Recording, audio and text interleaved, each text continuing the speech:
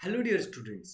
आज हम लोग शुरू करने वाले हैं सेवेंथ स्टैंडर्ड से एक नया चैप्टर जो कि है चैप्टर नंबर 11 और चैप्टर का नाम है cell structure and microorganisms. देखो ये चैप्टर काफी इंपॉर्टेंट है आपके स्टडी पॉइंट ऑफ व्यू से, क्योंकि सेल के बारे में आपको पता होना चाहिए। सेल किसने डिस्कवर किया, सेल का स्ट्रक्चर कैसा होता है, सेल के अंदर कौन से पार्ट्स होते हैं, माइक्रो ऑर्गेनिजम्स के बारे में भी आपको पता होना चाहिए। तो आज हम वो सारे चैप्टर सीखने वाले हैं। तो मेरा नाम है शुभम झा और मैं स्वागत करता हूं आप सबका इस चैनल पे। अगर आप चैनल पे नए हो तो चैनल को सब्सक्राइब कर दो और हाँ, बेल आइकन जरूर दबा देना जिससे नोटिफिकेशन आपको सबसे पहले मिले। एंड लाइक करके अपनी अटेंडेंस लगा दो। और चलिए शुरू करते हैं बिना किसी टाइम पास के। तो चैप्टर का नाम जैसा कि मैंने आपको बताया है cell structure and microorganisms. तो इस चैप्टर में सबसे पहले हमें पढ़ना है अबाउट सेल स्ट्रक्चर, कि सेल क्या है और उसके स्ट्रक्चर के बारे में। एंड फिर दूसरा हमें पढ़ना है माइक्रो ऑर्गेनिज्म। गाइस ये होने वाला है one shot video, that means कि पूरा का पूरा चैप्टर इस एक वीडियो में कवर हो जाएगा। नीचे दिए गए टाइम स्टैम्प का आप पूरा फायदा उठाना। Chapter number 1 to 10 already uploaded है, जिसका प्लेलिस्ट मैं ऊपर के आई बटन में डाल दूंगा, तो उसे भी विजिट कर लेना। अगर आपको कोई भी चैप्टर देखना हो तो आप देख सकते हो। नाउ यहाँ पे एक क्वेश्चन है, लेट्स रिकॉल करके, मतलब कि आपको पहले भी सिखाया गया था, हमें बस इसको रिकॉल करना है। तो ये पूछ रहा है What is the name of a minute component of which the body of living organism is made? वो सबसे छोटा जो कंपोनेंट होता है जिससे लिविंग ऑर्गेनिज्म की बॉडी बनी हुई होती है, वो कंपोनेंट किस चीज से बना होता है? तो इसका जवाब आपको पता है कि क्या है, सेल है। उसके बाद है is the number of this smallest unit the same in the bodies of all the living organism?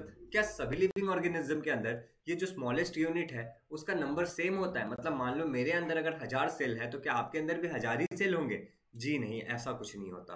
तो देखो अब यहाँ पे हमें समझना है सेल के बारे में। We have learn that cellular organisation is the primary characteristic of living organism and that the cell is fundamental structure and functional unit of living organism. अगर आपसे कोई पूछता है कि सेल क्या है, तो सेल का जो ऑर्गेनाइजेशन है वो एक क्या लिखा है, cellular organisation is the primary characteristic of living organism.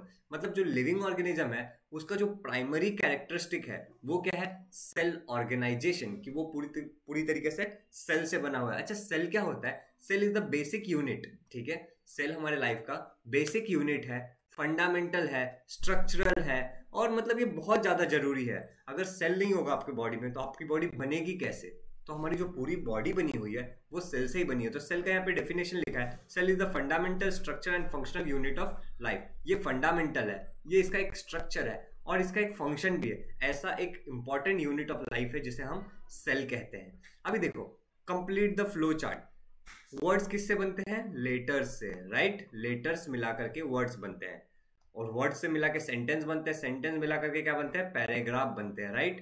Paragraph बनते हैं। एंड ऐसे पैराग्राफ बना मिला करके क्या बनते हैं? चैप्टर्स, और बहुत सारे चैप्टर मिला के बुक्स बनते हैं। उसी तरीके से गाइस बहुत सारे सेल्स जब मिलते हैं, ठीक है, बहुत सारे सेल्स जब मिलते हैं तो वो टिश्यू बनाते हैं, group of cell, similar kind of cells. अगर ग्रुप ऑफ, देखो, similar kinds of cell if form a group it is called as tissue. अगर बहुत सारे सेम टाइप के अगर सेल एक दूसरे के पास आएंगे तो वो एक टिश्यू बनाएंगे, और बहुत सारे टिश्यू मिलके एक ऑर्गन बनाते हैं, और बहुत सारा ऑर्गन मिलके क्या बनाता है? अब आप समझ गए होंगे, ऑर्गन सिस्टम। और बहुत सारे ऑर्गन सिस्टम जब एक साथ काम करते हैं तो एक बॉडी पूरी तरीके से फंक्शन करती है एक लिविंग ऑर्गेनिज्म की। तो आई होप गाइस कि यहाँ तक आपको सभी कुछ समझ में आ गया होगा। तो देखो यहाँ पे क्या लिखा है, if we see the structural organisation of a book above flow chart, similarly we have there are organisational levels in living organism too. जैसा कि मैंने आपको अभी अभी बताया, cell, tissue, organ, organ system and body. These are called as cell, tissue, organ, organ system and organism. Cells from the basic structure and function of all the living organism. ये जो कोई भी living organism होगा, ठीक है, इस दुनिया में कोई भी living organism है, उसका जो बेसिक स्ट्रक्चर है वो क्या, किस चीज से बना होता है? वो सेल से बना होता है। अभी देखिए, it is only with the help of cell that living organism carry out all their different life processes. ये खाली सेल के कारण ही होता है कि जो लिविंग ऑर्गेनिज्म है वो अलग अलग प्रोसेस को कैरी आउट कर पाता है। तो अब आपको समझ में आ गया होगा कि सेल कितना ज्यादा इंपॉर्टेंस है। अभी देखो, organisation in living organism of cell हमने समझ लिया, सेल का ऑर्गेनाइजेशन इन लिविंग ऑर्गेनिज्म हमने अच्छे से समझ लिया। अभी यहाँ पे ग्रेट साइंटिस्ट में एक साइंटिस्ट के बारे में दिया है, और इन साइंटिस्ट का नाम है रॉबर्ट हुक। रॉबर्ट हुक वो साइंटिस्ट थे जिन्होंने सेल को डिस्कवर किया था और इन्होंने ही सेल को नाम भी दिया है। ठीक है, तो इसके बारे में हमें पढ़ना थोड़ा जरूरी है, तो देख लेते हैं। देखो, इन 1665 a scientist Robert Hooke observed a thin section of a cork। cork मतलब किसी पेड़ के छाल। ठीक है, एक पेड़ होता है तो उसके ऊपर जो भी स्टिम के ऊपर जो ऐसे स्किन के जैसा लगा होता है उसको हम कॉक कहेंगे। ठीक है, अंडर अ माइक्रोस्कोप, उसको उन्होंने एक माइक्रोस्कोप के अंदर पढ़ा। ठीक है, उसको स्टडी किया। In this section he saw hexagonal compartment like those of a bee hive. उस सेक्शन में उन्होंने इस तरीके के हेक्सागोन मतलब 6 साइड वाले कंपार्टमेंट देखे, रूम्स देखे, जो सिमिलरली हनीकॉम्ब में भी होता है। He name those compartment as cell. उन्होंने उस कंपार्टमेंट को सेल ये नाम दिया। देखो अब क्या है, this term is drive from a Latin word. और ये जो टर्म है सेल, ये कहां से ड्राइव है, मतलब कहां से लिया गया है, एक लैटिन वर्ड सेल, सेला से, विच मीन स्मॉल रूम, जिसका मतलब क्या होता है, स्मॉल रूम। सेल ये वर्ड लैटिन वर्ड सेला से लिया गया है, जिसका मतलब होता है स्मॉल रूम। ठीक है, अब देखो उसके बाद देखो, in 1838 two scientist M J. Schleiden and Theodor Schwann formulated a theory about cell structure which stated all living organisms are made up of cells and the cell is the fundamental component of living organism। उसके बाद दो scientist ने एक theory बताया कि सभी living organism cell से बने होते हैं और सेल एक फंडामेंटल यूनिट है लाइफ का। ठीक है, इन 1885 Rudolf Virchow stated that cells are formed from pre existing cell. और कुछ साल बाद इन 1885, ठीक है, एक साइंटिस्ट ने सजेस्ट किया कि जो सेल होता है वो एग्जिस्टिंग सेल से बनता है। मतलब कि एक नया सेल हमेशा एक पुराने सेल से बनता है, मतलब एक सेल ही दूसरे सेल को बनाता है, जो कि सही भी है। तो आई होप गाइज कि यहां तक आपको सभी कुछ समझ में आ गया होगा। मैंने लाइन टू लाइन आपको सभी कुछ एक्सप्लेन किया है। अब यहाँ पे एक बात है, measurement and observation of cells. हमें मेजरमेंट और ऑब्जर्वेशन ऑफ सेल के बारे में पढ़ना है। तो ये क्या है, ये एक कंपाउंड माइक्रोस्कोप का डायग्राम दिखाया आपको। ठीक है गाइज, कंपाउंड माइक्रोस्कोप क्या करता है, किसी भी चीज को 10x तक जूम करके आपको दिखाता है, बहुत ही क्लियर, मतलब बहुत ही छोटी छोटी चीजों को भी इस माइक्रोस्कोप के अंदर आप देख सकते हो। अब देखिए, in 1673 Anton van Leeuwenhoek assembled various lenses to construct a microscope। बहुत सारे लेंसेस को असेंबल किया एक माइक्रोस्कोप बनाने के लिए। he was the first to observe live bacterial and protozoan cell under the microscope. ये जो साइंटिस्ट है, ठीक है, एंटोन, ये पहले थे जिन्होंने एक लाइव ऑर्गेनिज्म को, लाइव बैक्टीरिया को एंड एक प्रोटोजोआ को माइक्रोस्कोप के अंदर स्टडी किया था इन्होंने। अब देखो, cells are extremely minute in size. Cells जो होते हैं वो बहुत ही छोटे होते हैं। We can not see cells with the naked eyes. खुली आंखों से, मतलब ऐसे खुली आंखों से नॉर्मली हम लोग सेल्स को नहीं देख पाएंगे। क्यों? क्योंकि वो बहुत ही छोटे होते हैं, बहुत ही माइन्यूट होते हैं। ठीक है, micrometre and nanometre are the units. अब माइक्रोमीटर मतलब होता है 10⁻⁻⁶ और नैनोमीटर मतलब होता है 10⁻⁹ और पिकोमीटर मतलब 10⁻12। ये क्यों होता है मैं आपको समझाता हूँ कैसे होता है। ठीक है, फॉर मेजरिंग देयर साइज।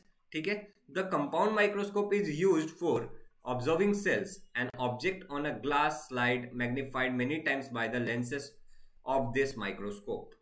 मतलब बोल रहा है कि अगर आपको बहुत ही छोटी चीज जैसे कि सेल को स्टडी करना है तो कंपाउंड माइक्रोस्कोप का यूज किया जाता है। ग्लास स्लाइड पे उसको रख करके, ठीक है, उसको स्टडी किया जाता है और उसको बहुत ज्यादा मैग्निफिकेशन के अंदर पढ़ा जाता है, बहुत ज्यादा जूम करके उसको पढ़ा जाता है। Are you getting it? चलो, अब यहाँ पे कुछ लिखा है, 1 सेंटीमीटर मतलब कितना मिलीमीटर, तो ये है 10⁻⁻6 मिलीमीटर। ठीक है, 1 millimetre is equal to 1000 micrometre, 1 micrometre और 1 micron is equal to 1000 nanometre. तो ये कुछ कन्वर्जन लिखा है। ओके गाइज, अभी थोड़ा सा हम लोग आगे बढ़ते हैं और देखते हैं।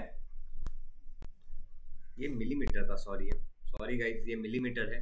तो 1 centimetre is equal to 10 millimetre. ठीक है, अगर आप 1 सेंटीमीटर देखोगे तो उसके अंदर कितने मिलीमीटर होते हैं?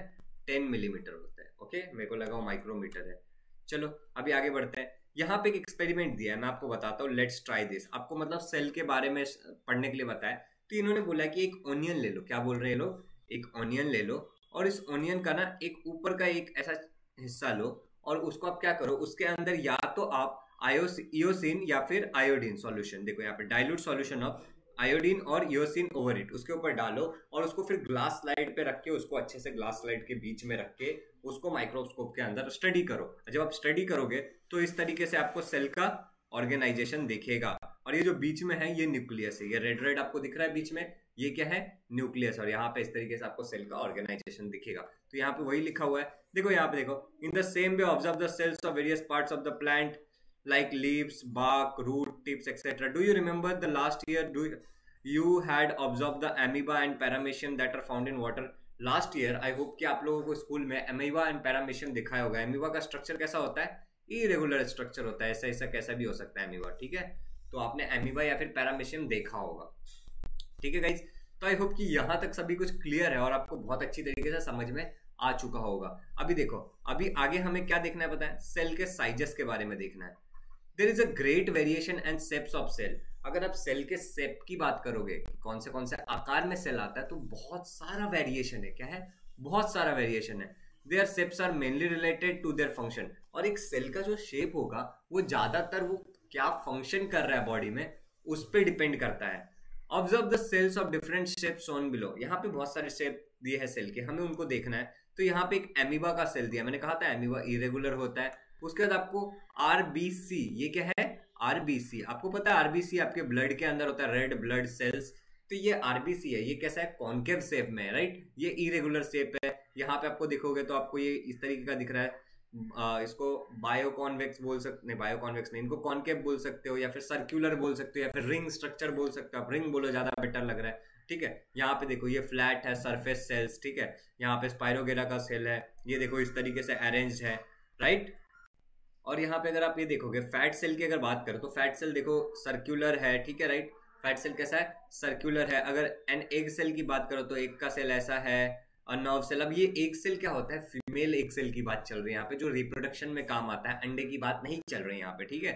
मसल सेल्स, मसल के अंदर जो सेल्स होते हैं वो इस तरीके के होते हैं। स्पर्म का सेल ये इस तरीके का होता है, देखो आप। और बोन के अंदर जो सेल्स होते हैं वो इस तरीके के होते हैं। नर्व सेल जो जिनको न्यूरॉन्स भी कहते हैं वो इस तरीके के दिखते हैं। तो अलग अलग सेल अलग अलग शेप और साइज का हो सकता है। और उसका शेप किस पे डिपेंड करता है, टोटली डिपेंड करता है उसके फंक्शन पे।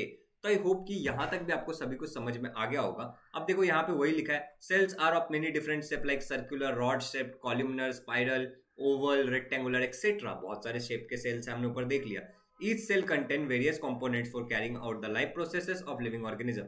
हर एक सेल के अंदर बहुत सारे अलग अलग प्रकार के कंपोनेंट हो सकते हैं, डिफरेंट कंपोनेंट हो सकते हैं लिविंग ऑर्गेनिज्म के लाइफ को स्मूथली चलाने के लिए, ठीक है। लाइफ प्रोसेस जैसे कि डाइजेशन, रिप्रोडक्शन, एक्सक्रीशन, न्यूट्रिशन, ये सारे लाइफ प्रोसेसेस होते हैं। डाइजेशन मतलब खाना खा के पचाना, एक्सक्रीशन मतलब खाना खाने के बाद उसको लिए वापस उसको एक्सक्रीट करने के लिए जाना, ठीक है। जैसे आपका हेयर ग्रोथ, आप जो भी चीजें हैं, जो भी आपके बॉडी के साथ हो रहा है, सारे के सारे लाइफ प्रोसेस है। और ये लाइफ प्रोसेस क्यों चलते हैं, ये सारे सेल्स के कारण चलते हैं। These components are called as cell organelles. इन्हीं components को क्या कहते हैं, सेल ऑर्गेनलेस कहते हैं। These organelles are studied in detail with the help of electron microscope. इनको अगर आपको डिटेल में पढ़ना है, इस ऑर्गेनलेस को जो सेल के अंदर है, तो आपको इलेक्ट्रॉन माइक्रोस्कोप की जरूरत पड़ेगी, ना कि कंपाउंड माइक्रोस्कोप, और ज्यादा जूम के लिए, ठीक है।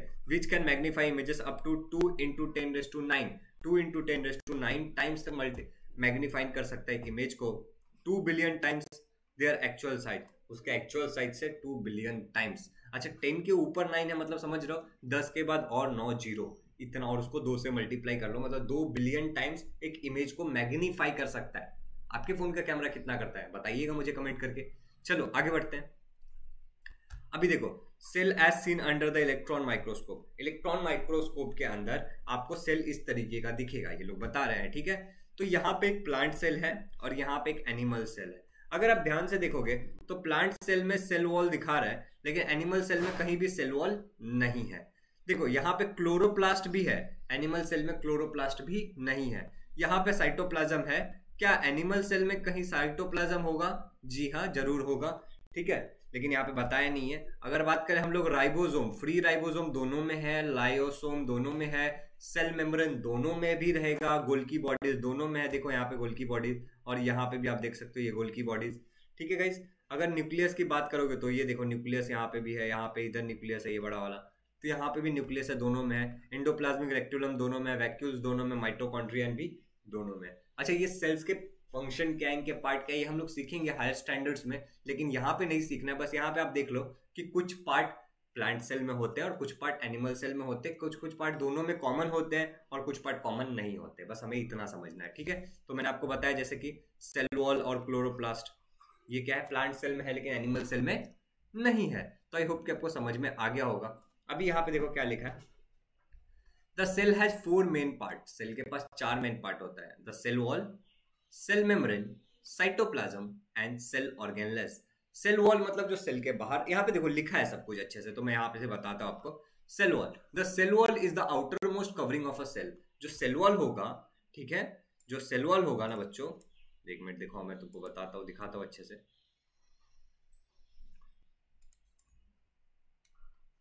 ओके, तो यहाँ पे देखो, अगर यहाँ पे आप सेल वॉल की बात करोगे तो ये सेल वॉल क्या है, आउटर मोस्ट कवरिंग है सेल की, राइट। तो cell wall is the outermost covering of a cell in the, और ये खाली प्लांट सेल में ही होता है, ये बात याद रखने वाली है। अब देखो प्लाज्मा मेम्ब्रेन की अगर बात करें, the plasma membrane also called as cell membrane.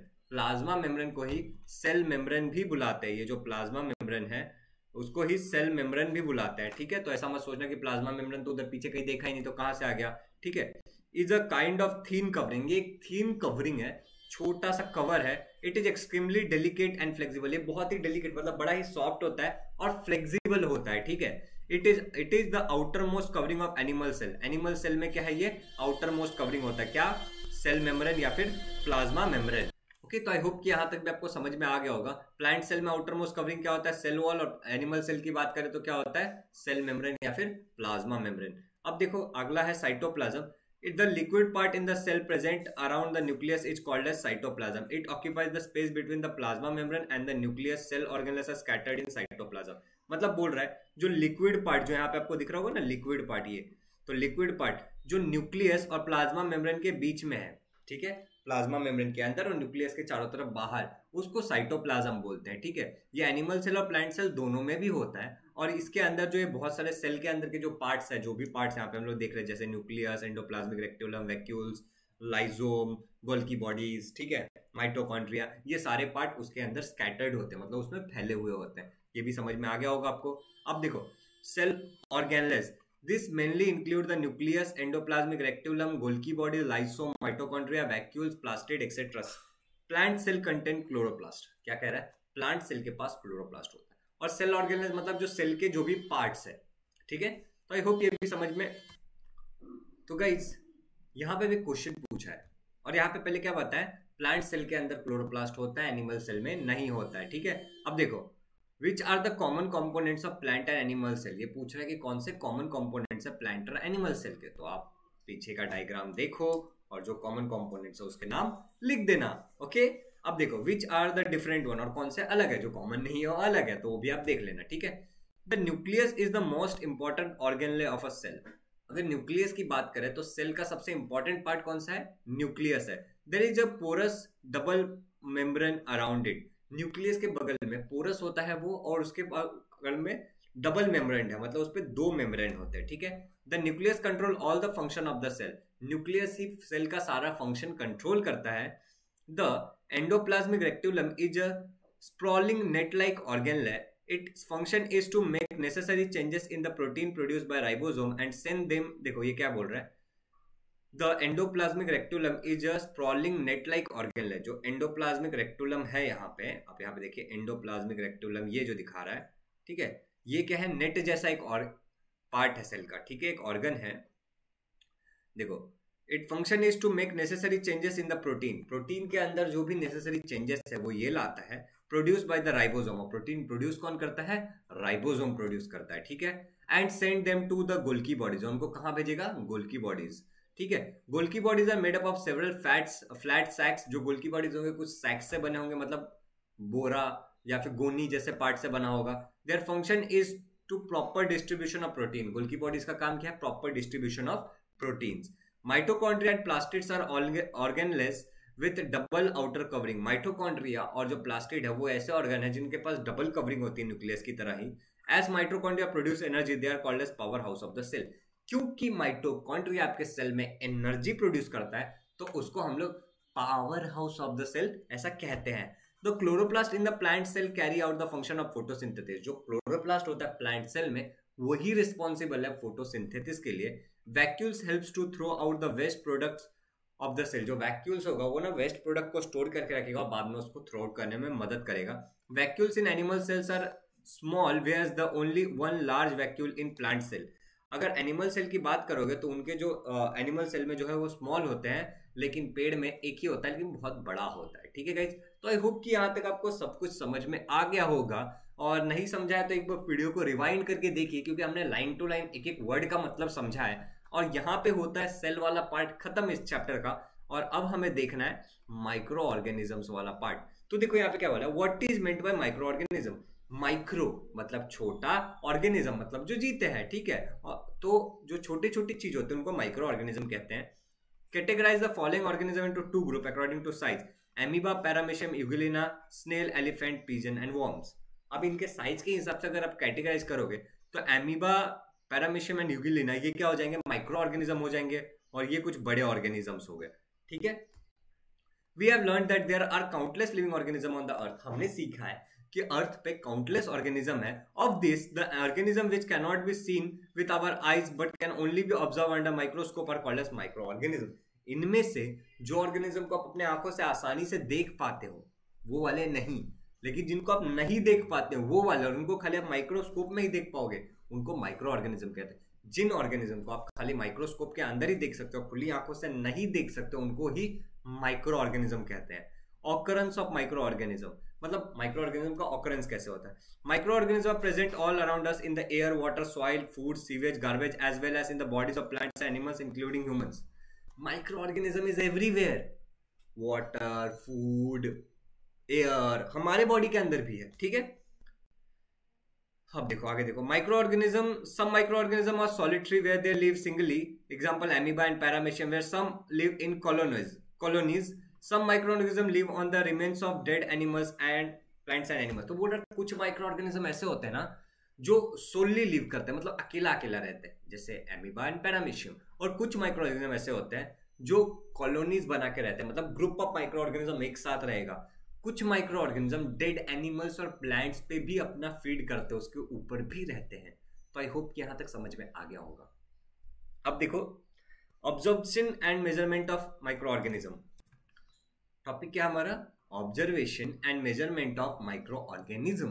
तो देखो यहाँ पे काफी सारी चीजें लिखी है। देखो, keep a moistured piece of bread और bhakri in a closed box, observe it after 3 to 4 days using a magnifying glass. मतलब एक भाकरी या फिर ब्रेड का एक टुकड़ा कहीं पर रख दीजिए क्लोज्ड बॉक्स में, और उसको 3 से 4 दिन में मैग्नीफाइंग ग्लास से देखिए। Observe a drop of muddy water from a second puddle under the compound microscope. ठीक है, take a drop of yogurt और butter milk in a glass slide and observe it under compound microscope. Butter या फिर curd का एक छोटा सा एक चम्मच थोड़ा सा ले लो और उसको कंपाउंड माइक्रोस्कोप में देखो।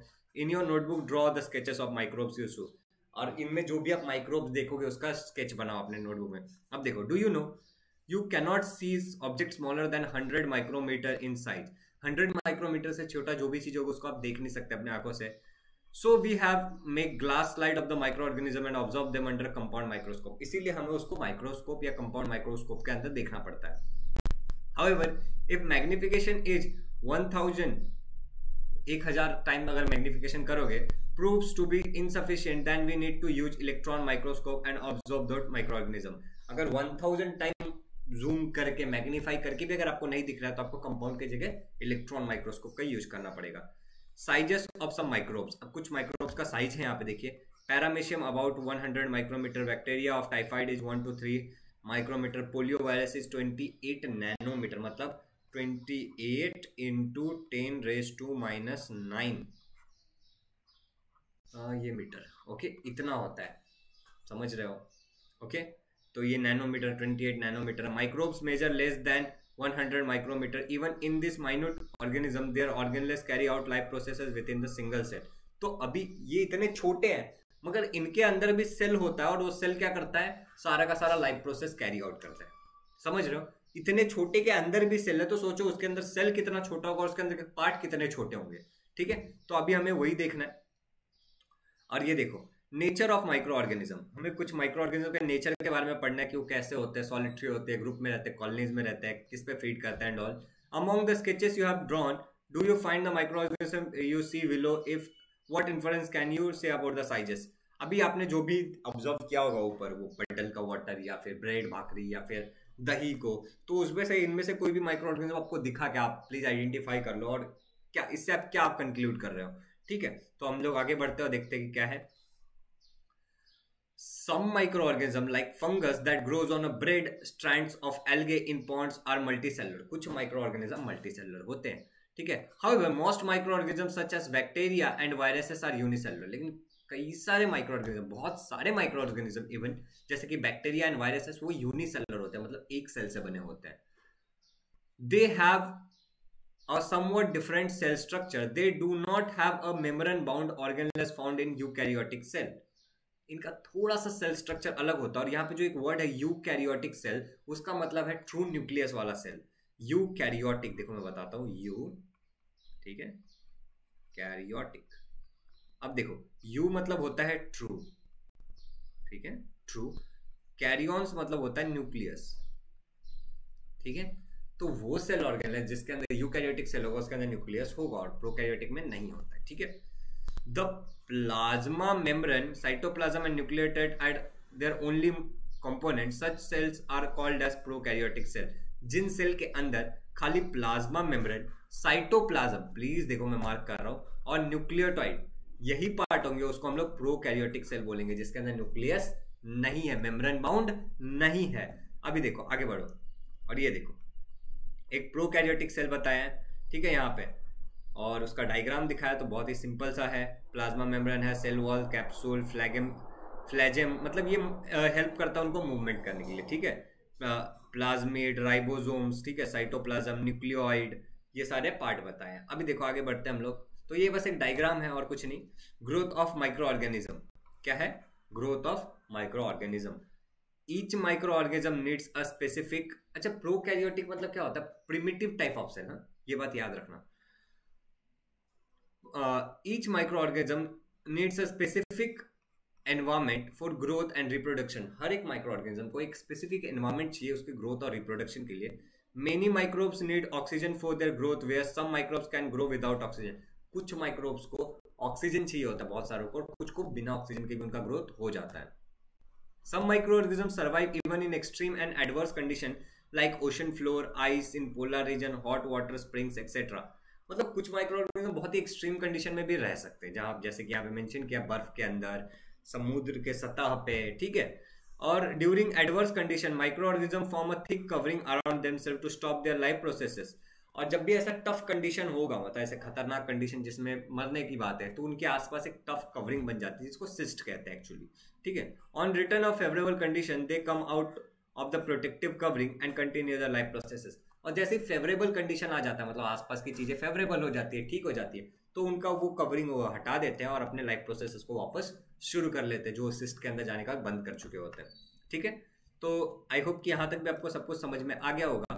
अब है यूजफुल माइक्रो ऑर्गेनिज्म। क्या माइक्रो ऑर्गेनिज्म यूजफुल हो सकते हैं? तो जी हाँ, हो सकते हैं, इसीलिए हमें यूजफुल माइक्रो ऑर्गेनिज्म के बारे में पढ़ना है। तो चलो देखते हैं। Microbes present in soil, dung, etc. compose the garbage to obtain food material. ठीक है, जो माइक्रोब्स सॉइल वगैरह में प्रेजेंट होते हैं, वो गार्बेज को डिकम्पोज करते हैं कि उसके फर्टिलिटी बढ़े और उसके अंदर हम लोग खेती बाड़ी जमीन में कर सके, ठीक है। As a result garbage is soon converted into manure and the best quality and our surrounding is kept clean. इसी कारण से गार्बेज डिकम्पोज हो जाता है, मैन्योर में कन्वर्ट हो जाता है, हमारा सराउंडिंग भी क्लीन रहता है। तो ये माइक्रो ऑर्गेनिज्म के कारण हेल्पफुल हुआ। In the case of garbage, the proper sewage disposal, 2 microbes are released into sewage as to help the quick decomposition of organic compounds in it. जो सीवेज होता है, जो गटर बहते हैं, उसके अंदर भी माइक्रो ऑर्गेनिज्म को इंट्रोड्यूस किया जाता है कि ऑर्गेनिक कंपाउंड को डिकम्पोज कर दिया जाए, ठीक है। अभी देखो आगे बढ़ो। We have seen that some microorganisms present in the soil and those in root nodules of leguminous plant present in atmospheric convert atmospheric nitrogen into its compound. This nitrogenous compound help us to increase the soil fertility and thereby protein content of the pulses grown in that soil. हम लोगों ने एक chapter था पीछे, ठीक है, उसमें पढ़ा था कि कुछ कुछ प्लांट को नाइट्रोजन की जरूरत होती है, तो वो क्या होता है, रूट के अंदर जो नोड्यूल्स होता है, rhizobium, I think so rhizobium bacteria ही था, तो वो बैक्टीरिया क्या करता है, एटमॉस्फेरिक नाइट्रोजन को कन्वर्ट करता है और पेड़ को नाइट्रोजन देता है, जो फिर हमें भी बॉडी में मिलता है। तो ये भी एक बैक्टीरिया है जो क्या करता है, हमें हेल्प करता है, या फिर एक माइक्रो ऑर्गेनिज्म है, ठीक है। अब देखो यहाँ पे है, if we drop a yogurt और बटर मिल्क, ठीक है, और mix with lukewarm water and it is kept for temperature 8 to kept at a temperature for 8 to 10 hours, microbes present in the drops of yogurt quickly multiply gives into yogurt. Microbes are thus useful for producing milk products like butter, milk and cheese.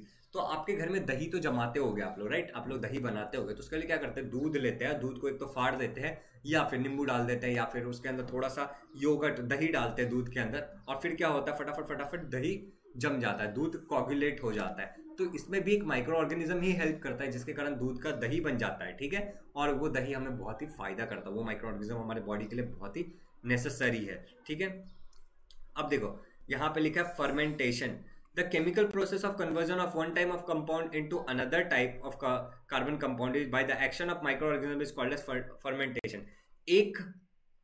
एक type of carbon compound को किसी दूसरे type of organic carbon compound में convert करने के लिए by help of micro organism is called as fermentation. I hope कि समझ में आ गया होगा।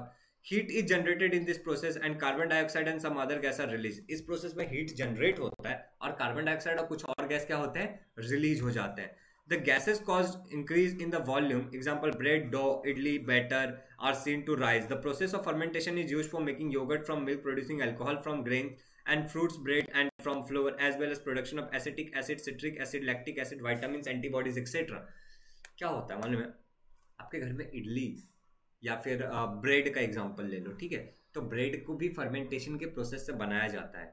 तो ब्रेड के अंदर जो आपको छोटे छोटे होल्स दिखते हैं ना, वो गैस के निकलने के कारण होता है। या फिर इडली की बात करो तो इडली का भी जो बैटर होता है, ठीक है, उस बैटर को रखने के बाद इडली का हो जाता है, फूल जाता है। ये क्यों होता है, due to fermentation. Even fruits से जो अल्कोहल बनाया जाता है या ग्रेन्स से जो अल्कोहल बनाया जाता है, वो भी by the process of fermentation ही होता है। कई सारे एंटीबॉडीज, वाइटामिन, मिनरल्स, ये भी फर्मेंटेशन के प्रोसेस से ही बनाया जाता है। तो आई होप कि आपको समझ में आ गया होगा। अब आगे बढ़ते हैं और देखते हैं, sometimes when you are ill, क्या बोल रहा है, sometimes when you are ill the doctor prescribes capsule or injection medicines like penicillin. These types of medicine destroy the pathogens, retard their growth. They are called as antibiotics. कभी कभी जब आप बीमार होते हो तो डॉक्टर आपको पेनिसिलिन या फिर किसी अलग टाइप का एंटीबॉडी या मेडिसिन सजेस्ट करता है। ये क्या करता है, आपके अंदर के जो भी वायरसेस है या फिर जो भी माइक्रो ऑर्गेनिजम्स है उनको डिस्ट्रॉय कर देता है, और इनको एंटीबायोटिक्स बोलते हैं। Antibiotics are produce with the help of specific microbes. Antibiotics को भी स्पेसिफिक माइक्रोब्स की मदद से बनाई जाती है। Diseases like tuberculosis, typhoid, cholera etcetera which are previously consider incurable are now come under control because of antibiotic. जो diseases, पहले जो कुछ डिसीजेस थे जिनको इनक्यूरेबल कहा जाता था, जो ठीक ही नहीं होते थे, ऐसे डिसीजेस भी अब माइक्रोब्स के हेल्प से कंट्रोल में लाया गया है, नए नए दवाइयां बना करके। देखो अगला है, domestic animals too can be protected from various diseases by mixing antibiotics with their food. Plants disease can also be controlled with the help of antibiotics. Antibiotics का यूज करके डोमेस्टिक एनिमल्स को भी प्रोटेक्ट किया जाता है कुछ बीमारियों से, तो उनके फूड में एंटीबायोटिक्स मिला के दे दो, या फिर प्लांट्स को भी प्रोटेक्ट किया जा सकता है। आई होप कि आपको समझ में आ रहा होगा। बहुत ही सिंपल सा चैप्टर है, ठीक है। अब देखो, अभी लास्ट कुछ बचा है अपने लिए, ठीक है, लास्ट 1-2 पेज बचा है, देख लेते हो भी। देखो, a vaccine is produced in the laboratory. क्या बोल रहा है, a vaccine is produced in a laboratory with the help of microbes. जो भी वैक्सीन बनता है वो भी, अभी जो कोरोना है उसका वैक्सीन भी कैसे बना रहे होंगे, किसी माइक्रोब्स का यूज कर रहे होंगे, किसी एंटीबायोटिक बना रहे होंगे, ठीक है। That gives immunity against a particular disease. Vaccine क्या करता है, हमें किसी भी डिसीज का अगेंस्ट इम्यूनिटी दे देता है, उससे लड़ने की शक्ति दे देता है। We have been vaccinated against any disease. Our immunity resistance to that disease increases, then the possibility of contracting with the disease is greatly reduced. ठीक है, मतलब जब भी आप किसी चीज का वैक्सीन लेते हो तो उससे लड़ने की शक्ति जो आपके बॉडी में है ना, वो बढ़ जाती है, तो वो उस डिसीज के कारण आपको अफेक्ट कम होगा, ठीक है गाइस। देखो अगला, देखो, microbes can also be used in the process like tanning of skin, production of rope, strings from agave. तो ये कुछ प्रोसेस है जिसमें भी माइक्रो ऑर्गेनिज्म का यूज किया जा सकता है, ठीक है। Some microbes are use soil for their growth. कुछ माइक्रोब्स सॉइल का यूज करते हैं अपने ग्रोथ के लिए। Such microbes are use to clear the layer of oil floating on the surface of an ocean और lake formed due to the leakage और spillage, clean and oil slick. मतलब कभी कभी मान लो कि एक समुद्र में एक बड़ी सी जहाज जा रही है जिसमें तेल है, और कुछ लीकेज के कारण वो तेल रिलीज करते जा रहे हैं, स्पिल करते जा रहे हैं, लीकेज हो गया है, ठीक है। तो समुद्र के सतह पे तेल आ जाएगा। तेल आने के कारण ऑक्सीजन से कांटेक्ट रुक जाएगा और समंदर के अंदर जो कुछ जीव जंतु उनको कम ऑक्सीजन मिलेगा, मछलियों को कम ऑक्सीजन मिलेगा, तो वो मर सकते हैं। तो इसके लिए कुछ माइक्रोब्स, कुछ बैक्टीरिया को उसमें इंट्रोड्यूस किया जाता है जो तेल को खा जाते हैं। Are you getting it? अब आगे बढ़ते हैं। From the waste, human urine and feces, wet garbage, etc. is collected and used in biogas plants to produce biogas and fertilizers.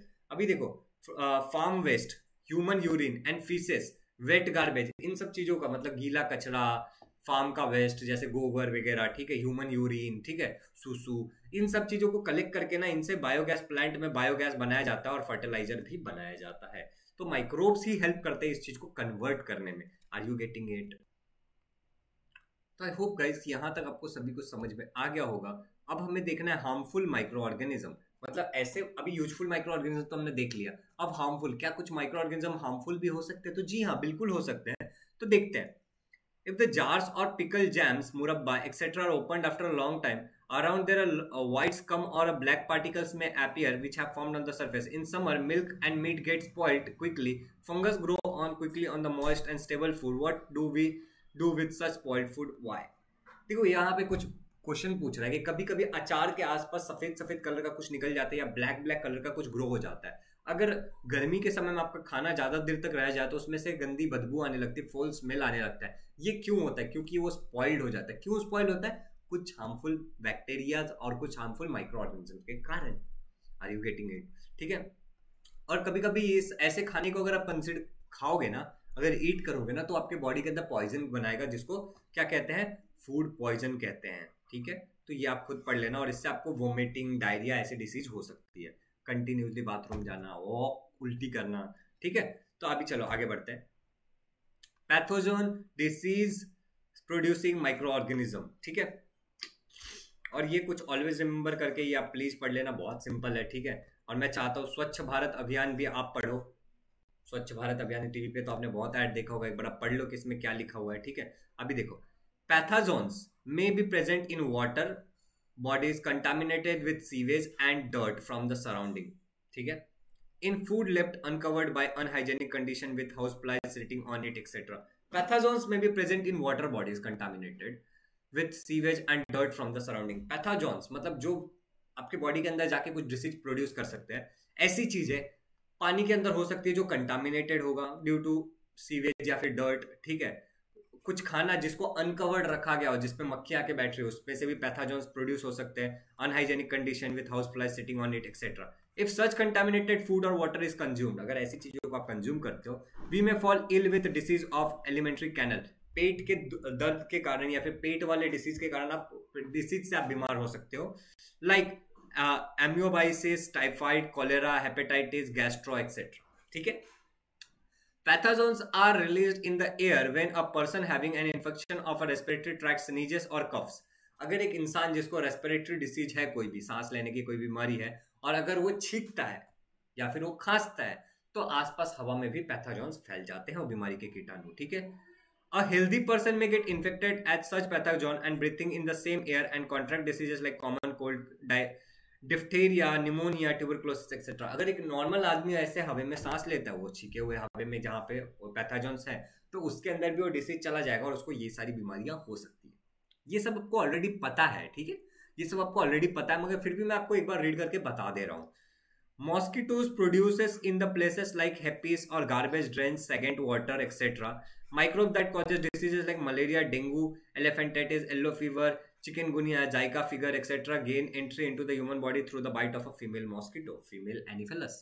देखो, कभी कभी ऐसा आसपास कुछ कचरा कुंडी है, पानी जमा है, वहां पे मॉस्किटो फीड कर, वहां पे मॉस्किटो ब्रीड करते हैं, मतलब बहुत सारे मॉस्किटो आ जाते हैं, बच्चे उनके होते हैं, ठीक है। और ऐसे मॉस्किटो अगर आपको काटते हैं तो आपको मलेरिया, ठीक है, elephantiasis, yellow fever, chikungunya, zika fever, ये सारी बीमारियां हो सकती है, और ये ज्यादा से ज्यादा फीमेल मॉस्किटो के काटने से होती है, ठीक है।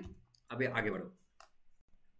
ओके गाइज, तो अभी यहाँ पे कुछ नहीं है, बस थोड़ा बहुत इंफॉर्मेशन दिया है। Make sure you check is the water tank and the water in it clean, क्या आपके आसपास का घर वर का पानी वगैरह क्लीन है, water tanks in the toilets in the school are clean, क्या एक क्लीन है, तो ये आप खुद पढ़ लो, बहुत सिंपल है, ठीक है।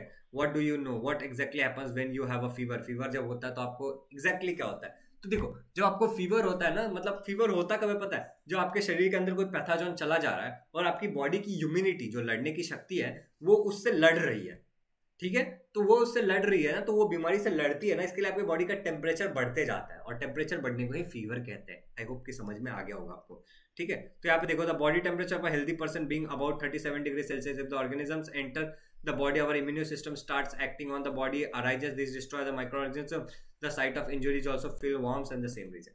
मैंने बता दिया आपको कि इम्यूनिटी हमारी वो पैथोजन से लड़ती है, इसके लिए हमारा टेम्परेचर बढ़ जाता है, और कुछ नहीं। ओके, अभी देखो यहाँ पे यूज योर ब्रेन पावर, ये आप यूज कर लो, बहुत सिंपल सा है।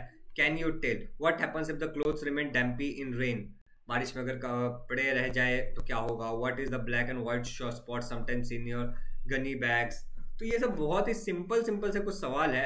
All the materials mentioned above, gunny bags, cotton, clothes, paper, rubber etcetera are plant products and leather in an animal product. In the humid atmosphere fungus या फिर fungi and other organisms grow on this article and spoil the damage them.